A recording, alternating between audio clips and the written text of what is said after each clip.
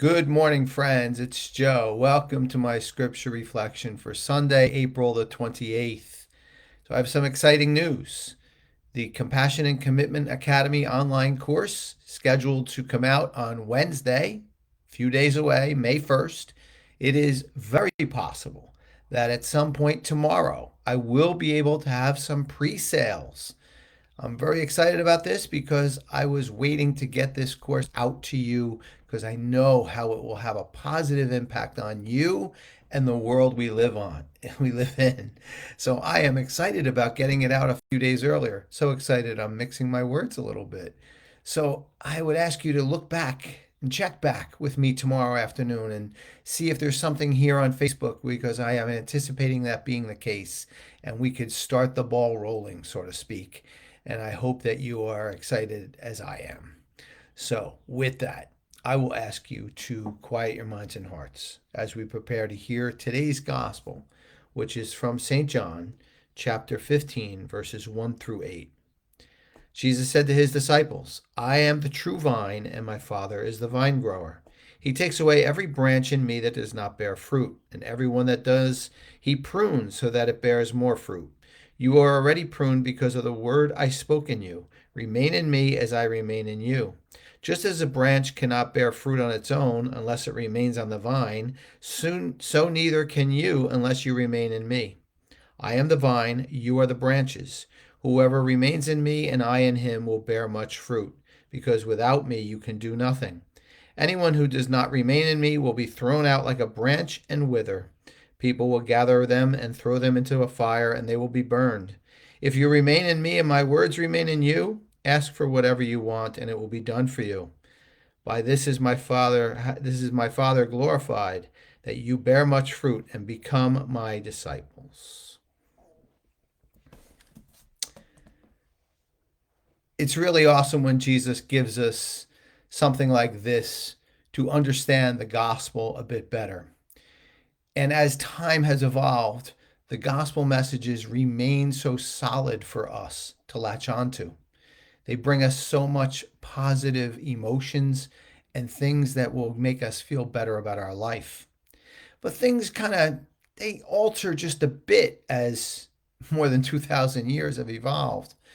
So in this one, I feel as if there's a little bit of a difference here because of the world we live in today. And I'd like to paint a picture for you that we are still this tree or vine that Jesus is speaking about. However, it is being watered and supported, if you will, by all the things that go on in the world. And isn't that the truth about a tree right now? The water, the nutrients that go into the roots, they come up and they support the positive parts of the tree, those that produce fruit, and they produce the weeds and the branches that choke off the ability to bear fruit. The same nutrients water does both. And it's something for us to think about as well.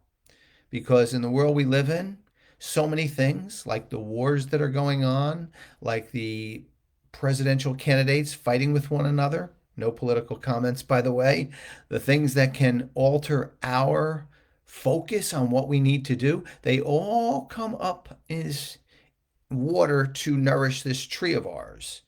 And that leaves it to us to be a lot more mindful of the pruning that's necessary. And we do that by cutting it off sooner than later. The longer it goes, the more this not so positive vine and branch grows because of our attitudes towards these things. And onward we go into a place where it's much harder to prune, to take out the negativity and the things that we don't want in our life. So we have to be mindful of it, that they are being fed. We are being fed by both areas are being fed, and we must continue to prune off sooner than later and have a really positive focus and a really good focus on what we need to do each day.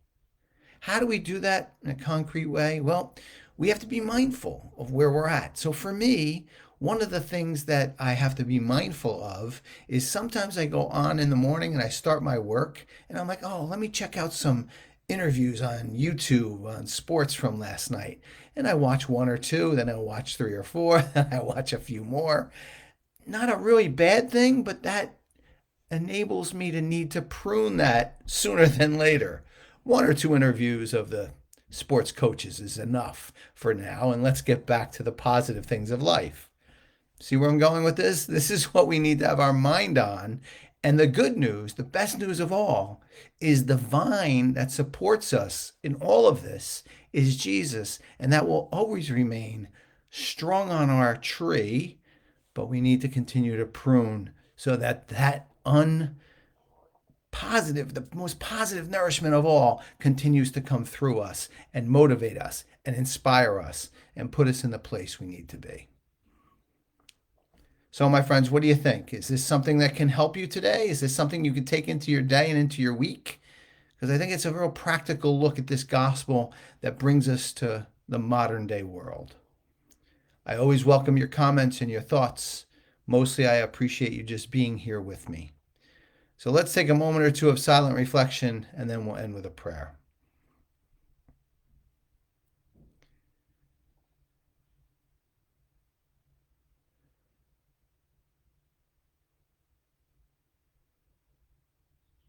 Most loving Jesus, we thank you for always being part of who we are. We thank you for being there to nourish us always. Let us recognize that to obtain that nourishment, to keep it focused in our life, we need to prune off all of the distractions, all of the negative things, and all of the things that keep us from you and our passions to move forward, bringing compassion and commitment to this world. We thank you always for this wisdom and grace. Well, my friends, I wish you all a wonderful Sunday, and I hope to see you back here tomorrow, and hopefully I'll see you back here more than once, and we can have our introduction to the Compassion and Commitment Academy. Have a great Sunday, everyone.